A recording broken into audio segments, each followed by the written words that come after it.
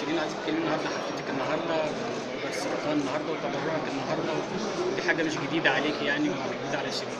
والله الحفلة أنا أتمنى إن كل حفلاتنا في مصر تبقى ليها هدف، وموضوع التبرع ده أقل حاجة. وأنا يعني عشان يعني أثبت للناس إن إحنا نقدر نعمل حاجات كتير، وإحنا بما إننا ثروة عندنا ثروة بشرية، يعني إحنا كتير.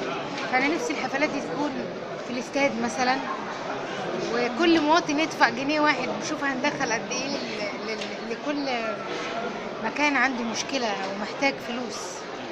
بعيدا عن الحفله، عشان وقت حضرتك رمضان 2015 اول طريقي والنجاح حققه النجاح الكبير اللي حققه طريقي، والناس كلها يعني ما توقعتش اداء شيرين كمان، يعني اداء كمان فقد توقعات كمان بغض النظر عن نجاح المسلسل. والله الفضل يرجع للراجل اللي قاعد ده، المخرج الكبير استاذ محمد، لان اول حاجه هو بسطها عليا وما حسسنيش ان انا يعني ما حسسنيش ان في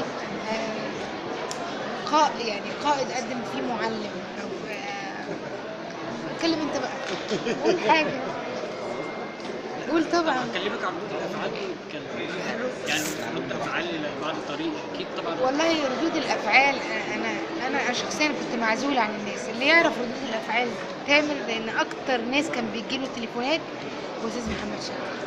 الناس كلها اتكلمت والناس كلها معجبه بيكي. طب هل بعد النجاح ده هنشوف برضه ممكن تكرري بقى التجربه، يعني ما حمسكيش بقى اكيد هكرر التجربه، بس ممكن فيلم، بس مش مسلسل، يعني صعب قوي المسلسل، صعب.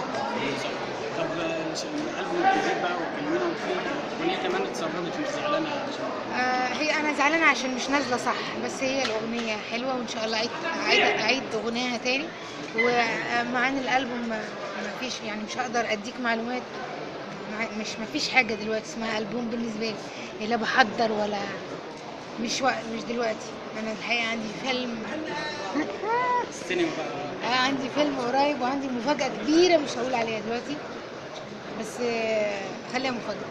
الفيلم برضه مع الاستاذ اكيد. بص، مش هشتغل غير مع استاذ تامر حبيب ومع بيلينج هو مع استاذ محمد شاكر. اتفضل. استاذ محمد